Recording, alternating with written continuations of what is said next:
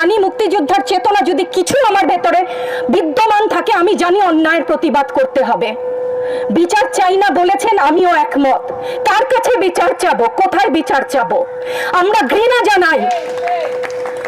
আমার ছাত্রদের গায়ে আমি সারা রাত ঘুমাতে পারি না, তাই এসছি যে আজকে যদি কিছু বলে যাই এক পলক ঘুমাতে পারি। যেই বাবা মার বুকটা খালি হয়ে গেছে, তাদের ঘরে কি চলে, কোথায় আছে তারা, কিভাবে আছে?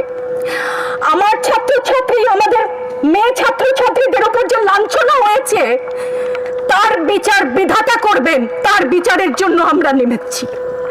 আপনারা আমাদের মুখ বন্ধ করতে পারবেন না। মুক্তিযুদ্ধের চেতনা থেকে জানি, আমরা জন্মেছি একবার, মরবো একবার। ভয় দেখাবেন না।